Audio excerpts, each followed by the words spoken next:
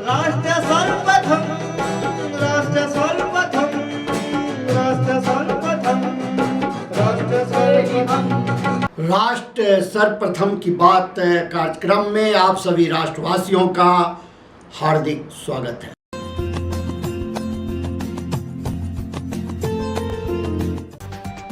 कड़ी सुरक्षा व्यवस्था के बीच बुधवार को 3700 तीर्थयात्रियों का एक नया जत्था दक्षिण कश्मीर में अमरनाथ गुफा मंदिर के लिए रवाना हुआ।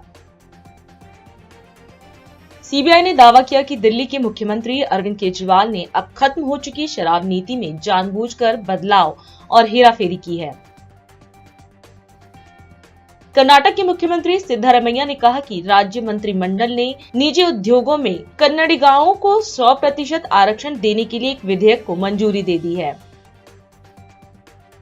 उत्तर प्रदेश के नोएडा के सेक्टर 58 क्षेत्र में आज सुबह राष्ट्रीय राजमार्ग संख्या 24 के फास्ट लेन में खराब खड़े एक ट्रक में मोटरसाइकिल टकरा गई, जिससे इस घटना में 2 लोगों की मौत हो गई है। पंजाब पुलिस ने 2 संदिग्ध लोगों को गिरफ्तार कर उनके पास से 7 किलोग्राम हेरोइन और 5 पिस्तौल बरामद की है। शिवसेना सांसद प्रियंका चतुर्वेदी ने हाल के फेरबदल में नीति आयोग में शिवसेना के एकनाथ शिंदे गुट से किसी भी नेता को नियुक्त नहीं करने को लेकर प्रधानमंत्री नरेंद्र मोदी के नेतृत्व वाली केंद्र सरकार पर कटाक्ष किया। दिल्ली पुलिस ने आम आदमी पार्टी की सांसद स्वाति मालीवाल के खिलाफ हमले के एक मामले में दिल्ली के मुख्यमंत्री अरविंद केजरीवाल के सहयोगी विभव कुमार के खिलाफ 50 गवाहों के साथ आरोप पत्र दायर किया। दिल्ली में केदारनाथ धाम के नाम नए मंदिर के निर्माण ने बवाल मचा रखा है। उत्तराखंड से लेकर दिल्ली तक में इसको लेकर विरोध हो रहा है। इन सब के बीच अयोध्या राम मंदिर के मुख्य पुजारी आचार्य सत्येंद्र दास ने भी इसको लेकर बड़ा बयान दिया है। आचार्य सत्येंद्र दास ने कहा कि केदारनाथ के नाम पर दूसरा मंदिर बनाना उचित नहीं है। दिल्ली में बुधवार की सुबह उमस भरी रही। इसके साथ ही मौसम विभाग ने आज हल्की बारिश होने का अनुमान लगाया है। दिल्ली में इंडिया गेट के समीप पंडारा रोड पर स्थित प्रसिद्ध गुलाटी रेस्टोरेंट में मंगलवार देर रात आग लग गई। राजस्थान के मुख्यमंत्री भजनलाल शर्मा डेडवाना जिले के लाडून दौरे पर हैं, जहां उन्होंने जैन विश्व भारती परिसर में स्थित संपोषण भवन में आयोजित कार्यक्रम में प्रतिभाग किया। इस मौके पर उन्होंने सुधर्मा सभा प्रवचन स्थल की नींव रखकर शिलान्यास भी किया। इस दौरान कार्यक्रम को संबोधित करते हुए सीएम ने कहा कि इस पवित्र स्थल पर ऐसी विभूतियां विराजित हैं जो राजस्थान ही नहीं देश का भी गौरव बढ़ाती हैं। सीएम ने कहा कि जैन विश्व भारती जैन संस्कृति का पर्याय बन चुकी है। ये संस्था राजस्थान में विशिष्ट स्थान रखती है। वहीं सीएम ने बताया कि जैन विश्व भारती आचार्य तुलसी की परिकल्पना थी, जो आज राजस्थान ही नहीं बल्कि देश भर में ज्ञान, विज्ञान, ध्यान, योग, अध्यात्म, संस्कृति और शिक्षा का उजियारा फैला रहा है। लाडू में सुधर्मा सभा स्थल के शिलान्यास कार्यक्रम में मेरे पूजा योग बुजुर्गों, नौजवान दोस्तों और मेरी माता बहनों, सबसे पहले तो मैं आप सभी को नमन करता हूं, आपको प्रणाम करता हूं, आप सभी को जय जिनेन्द्र करता हूं। मेरे लिए सौभाग्य की बात है कि मुझे जैन विश्व भारती सुधर्मा सभा प्रवचन स्थल के निर्माण के शिलान्यास के अवसर पर मुझे बुलाया है। आज इस पवित्र धरा पर ऐसी विभूतियां विराजित हैं जो राजस्थान ही नहीं बल्कि देश का गौरव बढ़ाने का काम भी करती हैं। मुझे यह जानकर भी हर्ष हो रहा है कि जैन विश्व भारती इस पवित्र स्थान पर आचार्य श्री महाश्रमण जी वर्ष 2026 में 1 वर्षीय योगक्षेम वर्ष के लिए प्रवास करेंगे। ये मेरे साथ ही संपूर्ण प्रदेश के लिए मंगलकारी होगा, क्योंकि अभी मैं चुनावों के समय मेरा महाराष्ट्र के अंदर जाना हुआ, औरंगाबाद, संभाजी नगर, महाराज जी से मिलना हुआ। मैं निश्चित रूप से कह सकता हूं कि ऐसे हमारे महाश्रवण जी महाराज जी जिस तरह से उन्होंने देश के कल्याण के लिए, देश के लिए एक समाज में परिवर्तन लाने के लिए जो काम कर रहे हैं और अपने संदेश के द्वारा समाज को इंगित कर रहे हैं। निश्चित रूप से उनके आने से लाडनू नहीं पूरे राजस्थान में बहुत अच्छा कार्यक्रम उनका होगा। जैन विश्व भारती जैन संस्कृति का पर्याय बन चुकी है। ये संस्था राजस्थान में अपना एक विशिष्ट स्थान रखती है। अणुव्रत की स्थापना करने वाले आचार्य श्री तुलसी जी की कल्पना को साकार करता हुआ ये एक ऐसा संस्थान है जो अपने 7 सूत्रीय लक्ष्यों को प्राप्ति के लिए लगातार प्रगतिशील है। शिक्षा, साहित्य, साधना, शोध, संस्कृति, सेवा जैसे उद्देश्यों की प्राप्ति व मानव कल्याण की भावना इस संस्थान का मूल मंत्र है। आचार्य तुलसी जी की जन्मभूमि, आचार्य महाप्रज्ञ जी की कर्मभूमि लाडनू को आचार्य महाश्रवण जी ने 13 पंथ संघ की राजधानी की उपमा भी दी है, जो हम सभी प्रदेशवासियों के लिए गौरव की बात है। जैन विश्व भारती संस्कृति के संरक्षण का कार्य कर रही है। मुझे ये जानकर गर्व हुआ कि यहाँ प्राचीन भाषाओं और लिपियों का भी संरक्षण किया जा रहा है, क्योंकि हमारी जो विधाएं है, हमारी उस पुरानी विधा के बारे में यहाँ शोध हो रहा है। अनुसंधान जैसे कार्य गुरुकुलवास के वातावरण में किए जा रहे हैं। आचार्य तुलसी जी ने इस अभ्यारण्य की भी संज्ञा दी थी, जहां प्रत्येक जीव अभय होकर रह सकता है।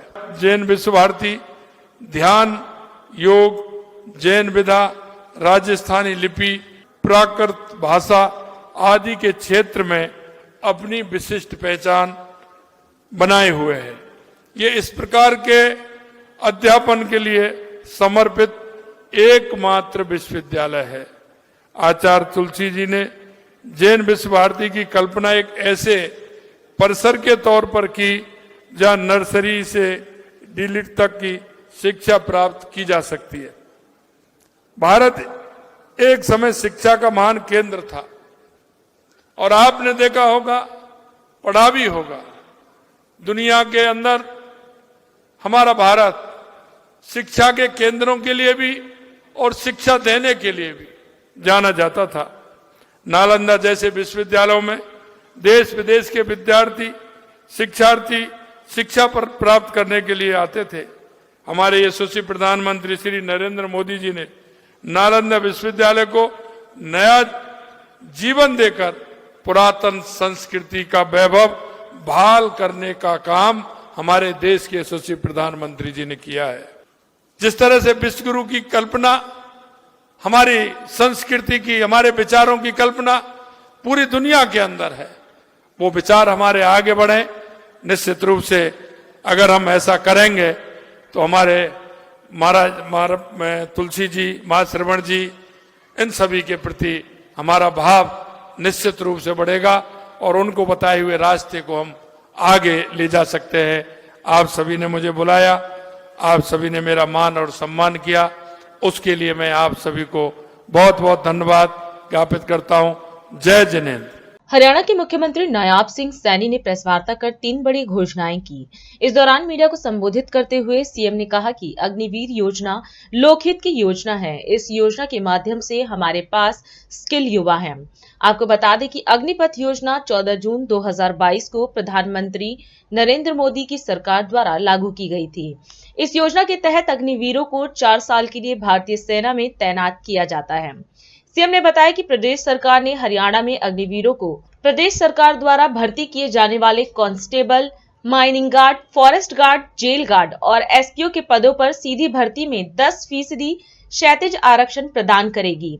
इसके अलावा अग्निवीरों को ग्रुप बी और सी में सरकारी पदों के लिए तय अधिकतम आयु में 3 साल की भी छूट दी जाएगी, लेकिन अग्निवीरों के पहले बैच के लिए ये छूट 5 साल की होगी।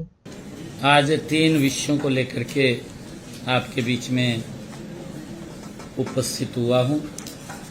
कांग्रेस ने अग्निवीर को लेकर के एक बड़ा दुष्प्रचार वो कर रही है। सरकार की, आदरणीय प्रधानमंत्री जी की ये बहुत ही लोकहित की योजना है। इस योजना के माध्यम से हमारे पास स्किल युवा, एक्टिव युवा वो तैयार होता है आदरणीय प्रधानमंत्री जी द्वारा 14 जून 2022 को ये अग्निपथ योजना लागू की गई थी। इस योजना के तहत भारतीय सेना में 4 वर्ष के लिए अग्निवीर की तैनाती की जाती है। हमारी सरकार ने हरियाणा में अग्निवीरों को प्रदेश सरकार द्वारा भर्ती किए जाने वाले constable, mining guard, forest guard, jail warden और एसपीओ के पदों पर सीधी भर्ती में 10% हॉरिजेंटल आरक्षण प्रदान करेगी। ये प्रावधान हमने किया है। दूसरा, हमने इन अग्निवीरों को ग्रुप बी और सी में सरकारी पदों के लिए निर्धारित अधिकतम आयु 3 वर्ष की छूट प्रदान की जाएगी, परंतु अग्निवीरों के पहले बैच के मामले में आयु में यह छूट 5 वर्ष की होगी। सरकार ग्रुप सी में सिविल पदों पर सीधी भर्ती में अग्निवीरों के लिए 5% हॉरिजेंटल आरक्षण और ग्रुप बी में 1% हॉरिजेंटल आरक्षण प्रदान करेंगे। अगर अग्निवीर को किसी भी औद्योगिक इकाई द्वारा प्रति माह 30,000 रुपये से अधिक वेतन दिया जाता है तो हमारी सरकार उस औद्योगिक इकाई को 60,000 रुपये वार्षिक की सब्सिडी देगी। यदि कोई अग्निवीर अपना उद्यम स्थापित करता है तो सरकार 5 लाख तक के ऋण पर ब्याज सहायता प्रदान की जाएगी। 5 लाख रुपए तक का अगर वो ऋण लेकर के काम करता है तो कोई ब्याज नहीं है उसके ऊपर। अग्निवीरों को प्राथमिकता के आधार पर आर्म लाइसेंस दिया जाएगा। सरकारी विभागों, बोर्डों, निगमों में तैनाती चाहने वाले अग्निवीरों को मैट्रिक स्कोर में प्राथमिकता दी जाएगी। ये हमने हरियाणा में निर्णय किया है। दूसरा एक हमने निर्णय किया है, जो कोई एक्सीडेंट हो जाता है, कोई टक्कर मार करके चला गया, भारत सरकार के सड़क परिवहन एवं राजमार्ग मंत्रालय द्वारा टक्कर मारकर भागना, हिट एंड गो, मोटर वाहन दुर्घटना पीड़ित कंपनसेशन स्कीम 2022 25 फरवरी को अधिसूचित की गई। हमने हरियाणा में भी भारत सरकार की इस योजना के तर्ज पर एक सरलीकृत योजना को लागू करने का निर्णय किया है। हरियाणा सरकार प्रदेश में यातायात दुर्घटना के पीड़ितों को मुआवजा देगी और निःशुल्क उपचार की भी सुविधा प्रदान करेगी। तीसरा, एक बड़ी हरियाणा के अंदर हमारे किसान भाइयों को भी, छोटे व्यापारियों को भी एक बड़ी समस्या मिट्टी निपटान से वो आ रही थी, उसके समाधान के लिए आज हम एक पोर्टल को भी लॉन्च कर रहे हैं। हमारे जो किसान भाई हैं, छोटे व्यापारी हैं, लंबे समय से मिट्टी से संबंधित विभागीय अनुमति व अन्य प्रक्रियाओं के जटिल, क्योंकि चालान हो जाता था, मिट्टी का कोई काम करता था उसका चालान हो जाता था, उस समस्या का आज हमने पोर्टल के माध्यम से वो समाधान निकाल दिया है। आज इस पोर्टल का शुभारंभ हो रहा है। ये किसान, छोटे व्यापारी, गांव में रेड़ा बुग्गी वाले किसान को भी राहत मिलेगी। दिल्ली में झुग्गी झोपड़े विध्वंस को लेकर आप विधायक दुर्गेश पाठक ने प्रेस वार्ता की। इस दौरान मीडिया को संबोधित करते हुए पाठक ने कहा कि पिछले 1 हफ्ते में दिल्ली में 2 बड़ी घटनाएं हुई हैं। पहली घटना चांदनी चौक की है, जहां डीडीए ने बड़े स्केल पर डेमोलिशन ड्राइव चलाया है। उन्होंने कहा कि यहाँ के बीजेपी सांसद प्रवीण खंडेलवाल ने स्थल का अभी तक कोई जायजा नहीं लिया है। वहीं दूसरी ओर इंडियन रेलवे ने कई सारे नोटिस पटेल नगर व बरार स्क्वायर में लगाए हैं जो झुग्गियों को तोड़ने के हैं। उन्होंने यह भी कहा कि ये क्षेत्र बांसुरी स्वराज का है और नोटिस लगे 5 से 6 दिन हो गए हैं, लेकिन उन्होंने एक बार भी इस मामले में कोई कदम नहीं उठाया है और न ही स्थल का दौरा किया है। इसके साथ ही पाठक ने बताया कि दोनों मुद्दों को आप कार्यकर्ता कोर्ट में ले गए हैं जिससे कि लोगों की मदद की जा सके। दिल्ली में 7 सांसद पिछले 2014 से हर बार भारतीय जनता पार्टी के रहते हैं। दिल्ली का एक भी नागरिक ये नहीं बता सकता कि इन्होंने पिछले 11 साल में क्या काम किया। पिछले एक हफ्ते में दिल्ली के अंदर 2 बहुत बड़ी बड़ी घटनाएं घटी। पहली घटना चांदनी चौक में खैबर पास के आसपास बड़े लार्ज स्केल पे डीडीए ने डिमोलिशन किया। वहां पे 70 से 80 साल से लोग वहां रह रहे थे। डीडीए जो कि सेंट्रल गवर्नमेंट की है, ये सांसदों की अंडर आती है ये डीडीए। इन्होंने बहुत लार्ज स्केल पे वहां पे तोड़फोड़ किया। पिछले 5 दिन से वहां के जो मेंबर ऑफ पार्लियामेंट हैं, सांसद हैं प्रवीण खंडेलवाल जी, एक बार भी वहां पे गए नहीं। उनके लोगों को फोन तो उठाते नहीं, लेकिन जब उनके लोगों को फोन किया गया तो बताया जा रहा है कि वो कहीं बाहर गए हुए हैं, वो है नहीं। दूसरी एक घटना, अभी एक नोटिस ये मैं आपको दिखा रहा हूं, ये खुद उनका ही डिपार्टमेंट है, रेलवे विभाग। इंडियन रेलवे ने इस तरह से कई सारे नोटिसेस लगाए हुए हैं पटेल नगर और बरार स्क्वायर के अंदर। कई किलोमीटर के अंदर इन्होंने कहा है कि हजारों जो झुग्गियां आती हैं वो 22 तारीख से तोड़ना शुरू कर देंगे। ये एरिया बांसुरी स्वराज जी का है। ये नोटिस लगे भी लगभग 5 से 6 दिन हो गए। बांसुरी स्वराज जी नई दिल्ली लोकसभा की सांसदा हैं। एक बार भी उन्होंने विजिट नहीं किया, एक बार भी वो हालचाल लेने नहीं गई, एक बार भी उन्होंने एश्योर नहीं किया कि वो रेलवे से बात करेंगी, दूसरी एजेंसी से बात करेंगी और कोई भी घर नहीं टूटने देंगी। तो क्या ये माना जाए कि ये उनकी जानकारी में हो रहा है? उनको इन सारी चीज़ों के बारे में पता है और पता होने के बावजूद वो कोई भी कार्रवाई नहीं कर रही है, जबकि उनको तो एक फ़ोन कॉल करना है रेलवे डिपार्टमेंट को, सारा का सारा मामला रुक जाएगा, ठप हो जाएगा। ये जो झुग्गियाँ मैं बता रहा हूँ, ये पटेल नगर से बरार स्क्वायर के अंदर बहुत सारी झुग्गियाँ हैं। पटेल नगर, लोहा मंडी, बुद्ध नगर, ये सारे इंदरपुरी का इलाका और बरार स्क्वायर तक का पूरा इलाका आएगा। और वहाँ पर ये नोटिस चिपकाए गए हैं। 5 से 6 दिन हो गया, कोई कार्रवाई नहीं की गई। बनिस्पत इन दोनों मुद्दों पर आम आदमी पार्टी के लोग कोर्ट के अंदर लोगों की मदद के माध्यम से, लोगों को लीगल एड के मदद से उनकी मदद कर रहे हैं।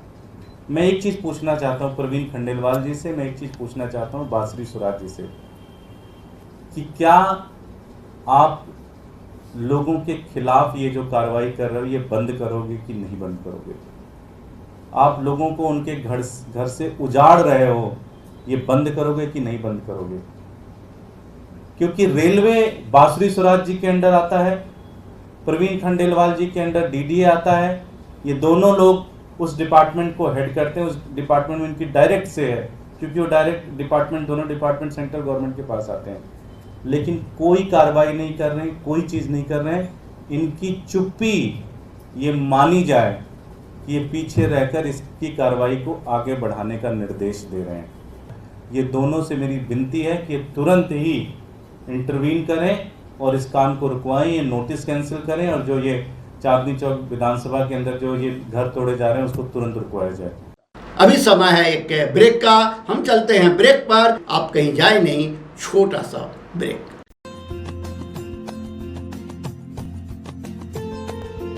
Powered by Kamal Buildtech Private Limited, fulfilling promises. With our professional team and experience of delivering projects, in past we guarantee you peace of mind and top quality work in an affordable price. और अधिक खबरों के लिए आप हमारे YouTube channel दैनिक India दर्पण को अभी सब्सक्राइब करें और नोटिफिकेशन के लिए बेल आइकन को प्रेस करना ना भूलें। राष्ट्र सर्वप्रथम की बात कार्यक्रम में ब्रेक के बाद एक बार फिर आप सभी राष्ट्रवासियों का स्वागत। अमरवाड़ा जिला छिंदवाड़ा में विभिन्न विकास कार्यों का लोकार्पण व भूमि पूजन का कार्यक्रम आयोजित किया गया। इस अवसर पर मुख्यमंत्री मोहन यादव ने भी कार्यक्रम में प्रतिभाग किया। इस दौरान कार्यक्रम को संबोधित करते हुए सीएम ने कहा कि चुनाव के समय सरकार ने जनता से बीजेपी को विजय बनाने की बात कही थी और भारतीय जनता पार्टी के माध्यम से सरकार ने सभी युवाओं, महिलाओं, किसानों, गरीबों के हितों की रक्षा करने की गारंटी दी थी।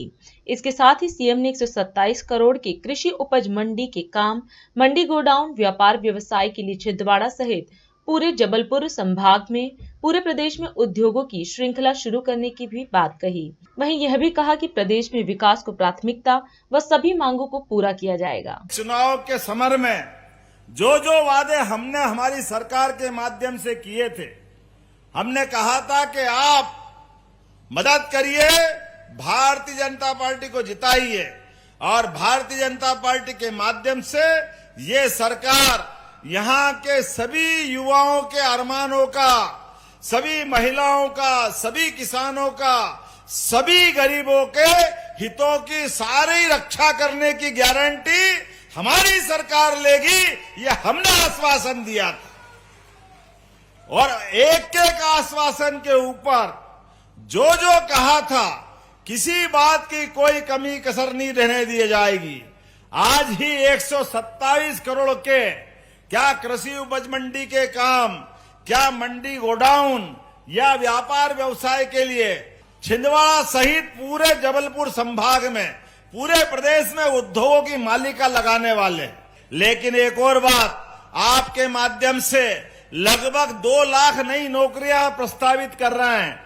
मैं जिला प्रशासन को आपके माध्यम से यहां संदेश देना चाह रहा हूं, आप सभी प्रकार की कोचिंग क्लासेस चालू कराएं, सभी प्रकार के बच्चों की ट्रेनिंग चालू कराएं, जो बेरोजगार हैं उनकी सूची बनाएं, जो जिस प्रकार की प्रतियोगी परीक्षा में शामिल होना चाहता है पूरी मदद सरकार करेगी, उसका जीवन अच्छा बनाना ये हम सब की जवाबदारी।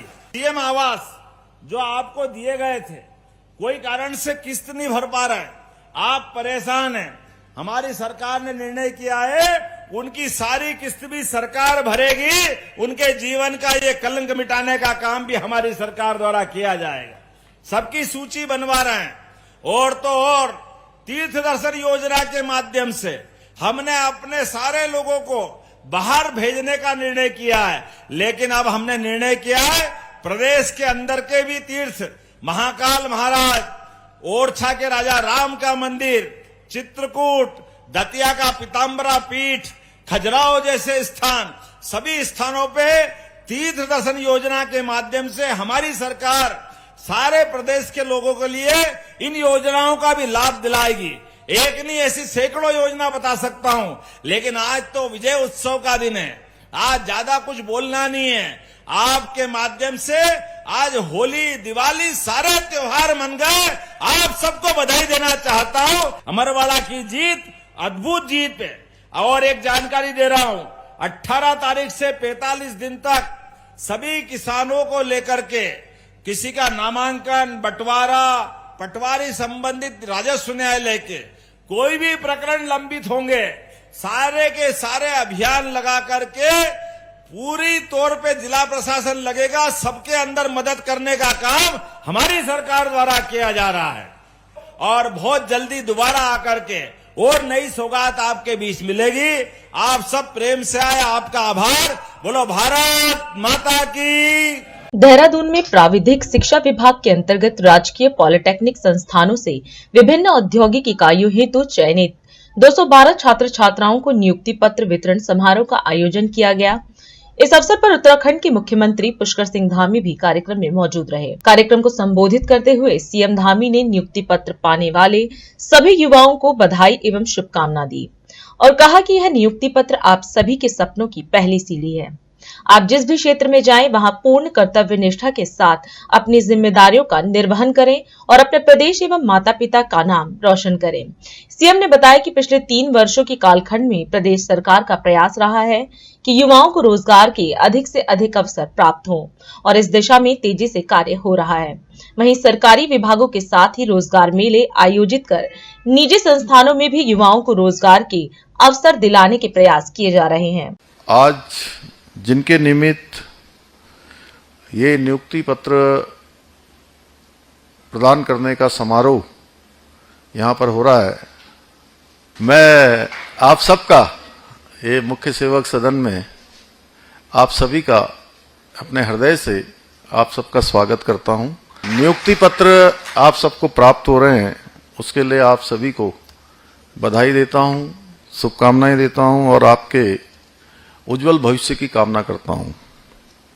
साथ ही मैं आज इस अवसर पर उन सभी औद्योगिक इकाइयों का, औद्योगिक संस्थानों का भी आभार व्यक्त करता हूँ जिन्होंने हमारे युवाओं को रोजगार प्रदान करने में अपना योगदान दिया है।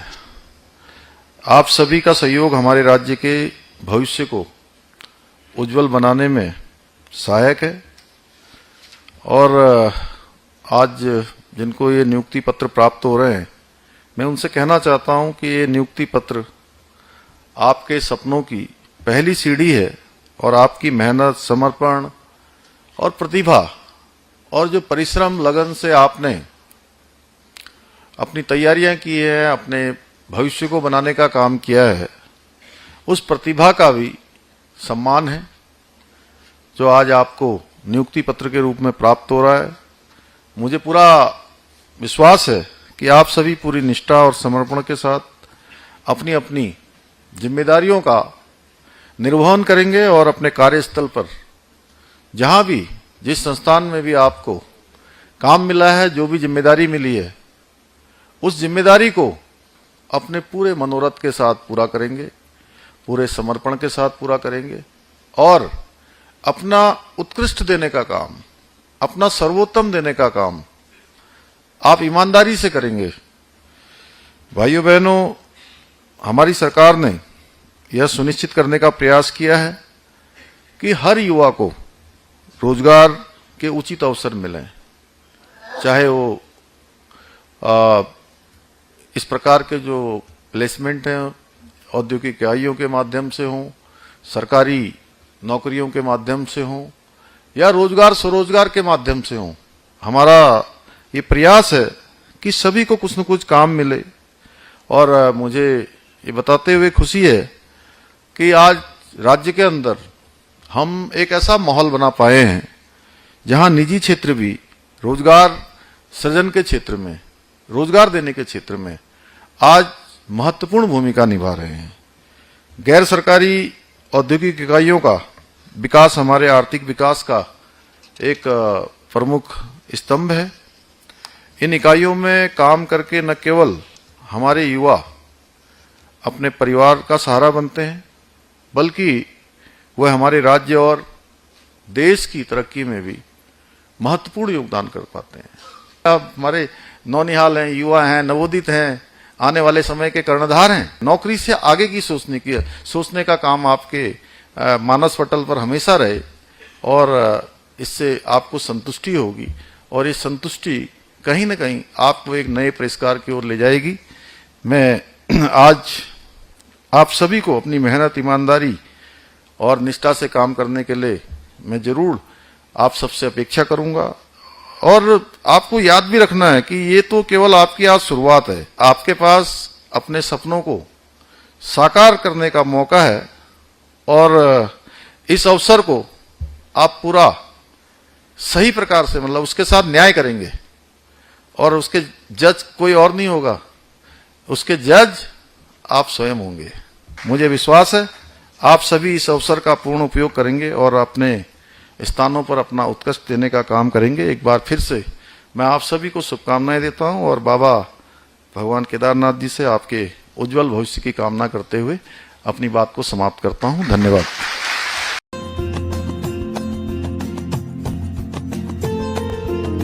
और अधिक खबरों के लिए आप हमारे YouTube चैनल दैनिक इंडिया दर्पण को अभी सब्सक्राइब करें और नोटिफिकेशन के लिए बेल आइकन को प्रेस करना ना भूलें। आज हम इस कार्यक्रम में आपसे विदा लेते हैं। आप अन्य खबरों के लिए बने रहे।